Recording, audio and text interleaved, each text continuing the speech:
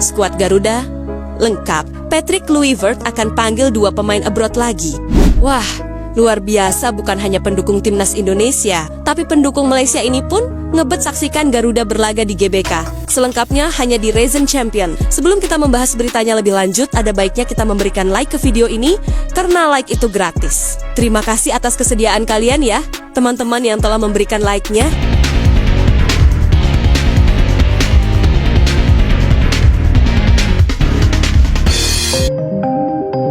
Sumarji, Ketua BTN bocorkan Patrick Kluivert akan panggil 2 pemain baru dan coret 5 pemain ini setelah rapat jajaran pelatih yang sudah tiba di Indonesia. Ada 5 pemain yang dikonfirmasi Sumarji baru ini yang tak kembali bisa main melawan Cina. Ketua BTN Sumarji mengabarkan akan segera umumkan pemain yang dipanggil untuk TC di Bali. Para pemain terbaik akan tetap mendapatkan panggilan ke timnas Indonesia. Diketahui Patrick Kluivert dan Alex Pastor serta tim kepelatihan langsung gelar rapat kemarin. Setibanya di Indonesia, untuk membahas persiapan soal pemanggilan pemain dan nama-nama yang akan dicoret, 2 nama pemain dari Liga 1, Ada dan Hoki Caraca, dan Muhammad Ferrari, kemungkinan besar akan dicoret bersama Asnawi yang saat ini sedang liburan di Bali. Sedangkan 2 lainnya ada Martin Paes dan Marcelino.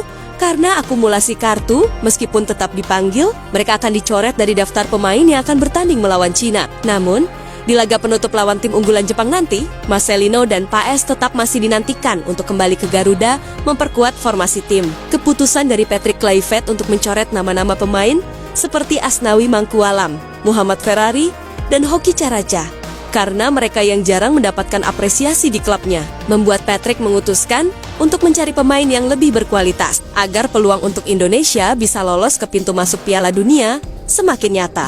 Patrick Kluivert akan prioritaskan untuk memanggil pemain yang sedang tampil gemilang di level klub. Meskipun tim Garuda harus kehilangan kemampuan, Patrick Kluivert akan mencari pemain yang lebih berkualitas dengan 2 sosok pemain unggulan seperti Marcelino Ferdinand dan Martin Paes karena akumulasi kartu yang didapatnya jelang lawan Cina. Patrick Kluivert sebagai pelatih kepala timnas Indonesia dengan sigap mencari sosok pengganti posisi yang ditinggalkan oleh 2 pemain tersebut. Seperti posisi yang ditinggalkan oleh Marcelino, kemungkinan akan digantikan oleh Eliano Reijenders. Pemain asal Belanda itu, yang juga bermain bersama klubnya di Liga Eredivisie Belanda, baru-baru ini telah tampil gacor bersama klubnya. Sehingga membuat Patrick Kluivert yakin bahwa Eliano bisa menjadi sosok pengganti Marcelino di lini depan skuad Garuda. Untuk pengganti Martin Paes, nama Emil Audero sudah langsung menjadi nama pertama yang muncul di kepala Patrick Kluivert. Pemain keturunan yang lahir di Mataram, Indonesia itu, dan kini berkarir di Serie B Italia. Dengan penampilan impresifnya bersama klubnya Palermo, membuat Patrick yakin untuk mempercayakan gawang timnas Indonesia kepada Emil Audero. Maka dari itu, dengan pencoretan nama pemain timnas Indonesia yang mencapai 5 nama pemain, Marcelino Ferdinand, Martin Paes, Asnawi Mangkualam, Hoki Caraca, dan Muhammad Ferrari ini diharapkan dengan upaya maksimal dari PSSI dan tim kepelatihan Garuda untuk mencari seorang pemain pengganti yang cocok. Harapan tinggi tersemat dari lubuk hati para penggemar setia tim Garuda agar skuad timnas Indonesia pimpinan Patrick Kluivert berhasil meraih hasil terbaik saat bertempur habis-habisan melawan Cina di bulan Juni sebelum mengakhiri laga penutup melawan tim unggulan Jepang di negeri Sakura. Selain Emil Audero, pemain keturunan Indonesia yang belum jalani debut bersama skuad Garuda, meskipun sudah resmi menjadi WNI pada bulan Februari lalu. Timnas Indonesia dikabarkan bakal kedatangan 2 pemain keturunan baru yang juga bisa menjadi opsi bagi Patrick Kluivert dalam menentukan formasi tatanan pemain skuad Garuda jelang lawan Cina dan Jepang, di mana pernyataan tersebut tersampaikan langsung dari Ketua BTN, Sumarji, yang mengatakan timnas Indonesia akan kedatangan 2 sosok pemain keturunan baru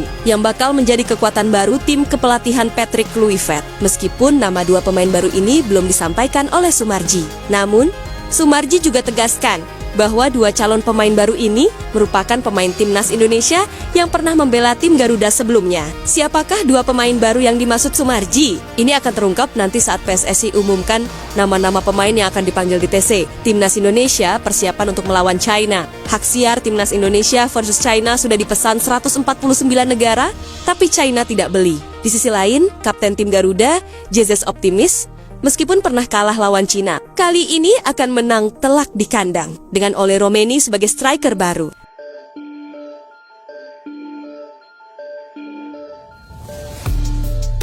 Bulan Juni nanti, tepatnya pada 5 dan tanggal 10 Juni. Merupakan bulan yang ditangguh-tangguh oleh para penggemar setia sepak bola tanah air, karena tim Garuda akan bertanding melawan Cina di kandang, dan tandang melawan Jepang untuk merebut tiket masuk menuju ke Piala Dunia. Namun, tidak hanya dari para penggemar sepak bola Indonesia yang menantikan laga sengit tersebut. Sejumlah negara-negara luar negeri juga menantikan pertandingan tim Garuda kontra Cina di Shug BK Juni nanti. Total ada 149 negara yang ingin mendapatkan hak siar pertandingan timnas Indonesia lawan Cina. Namun, kabarnya Cina sendiri tidak menginginkan hak siar pertandingan antara tim nasionalnya melawan Garuda di Jakarta. Hak siar pertandingan antara tim nasionalnya melawan Garuda di Jakarta. Alasan mengapa Cina tidak beli hak siar pertandingan penting tersebut karena pihak televisi Cina kehabisan stok hak siar, dan hal tersebut juga membuat para penggemar sepak bola Cina merasa kecewa kepada pihak hak siar di China yang tidak sigap. Maka dari itu, membuat para penggemar sepak bola China harus streaming dan bayar untuk bisa menyaksikan laga Cina melawan tim Garuda. Dengan banyaknya minat dari negara-negara yang ingin mendapatkan hak siar pertandingan timnas Indonesia kontra Cina, ini menunjukkan bahwa dunia sepak bola internasional mulai melihat potensi yang dimiliki oleh sepak bola Indonesia. Semoga dengan adanya dukungan secara ekonomi dari tiket itu bukan hanya menjadi incaran supporter lokal, tapi juga jadi buruan lintas batas negara. Bahkan, yang paling mengejutkan, supporter Malaysia pun ikut dalam antrean digital itu, dan banyak dari mereka gagal. Salah satu kisah paling menarik datang dari sosok yang sudah cukup dikenal oleh netizen Indonesia. Abam, tiktokers asal Malaysia, dengan gaya bicara kocak dan logat Melayu yang khas. Selama ini, kontennya memang sering warawiri di FYP TikTok Bola ASEAN. Kadang menyindir timnas Indonesia, kadang membela Harimau Malaya. Tapi, di tengah panasnya euforia Garuda saat ini, kontennya berubah drastis lewat sebuah video yang langsung viral di dua negara. ABM mengaku sangat ingin menonton laga Indonesia versus China. Bahkan, ia rela membuat akun Living by Mandiri secara mendadak demi mendaftar Garuda. Garuda ID, sebuah akses wajib bagi siapapun yang ingin membeli tiket laga kandang timnas Indonesia. Tak kisahlah aku dari Malaysia, aku nak rasa sendiri suasana GBK bila Garuda main. Ini bukan game biasa bro, ini momen besar, dan aku tak nak terlepas, ucapnya dalam video penuh semangat. Sayangnya, nasib berkata lain. Sebelum akunnya selesai, tiket sudah ludes, disapu habis oleh supporter Indonesia yang sudah standby dari pagi, dengan jari yang lincah, dan akun Garuda ID yang sudah aktif sejak lama.